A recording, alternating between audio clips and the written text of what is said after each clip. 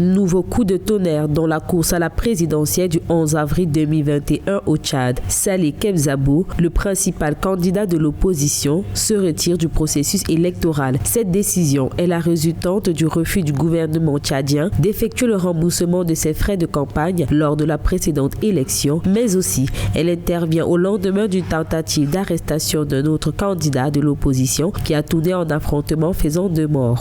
En 25 années d'élection au Tchad, on n'a jamais connu un incident d'une telle ampleur, d'une telle gravité et dont le principal responsable est l'État parce que ce sont des troupes de la présidence qui sont allées au domicile d'un candidat pour tenter de l'assassiner. Ça, c'est vraiment plus fort que tout.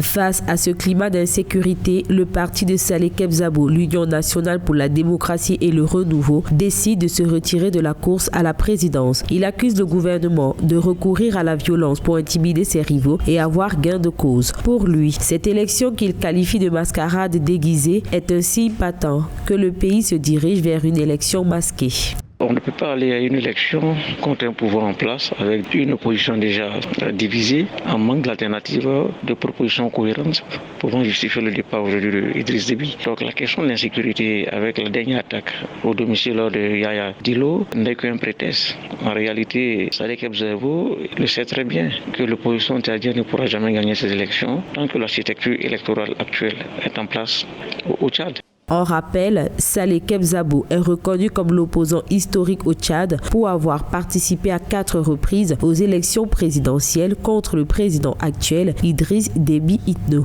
Deuxième de la présidentielle en 2016 avec 12,8% des voix, il avait annoncé le 12 février sa candidature pour le scrutin du 11 avril 2021.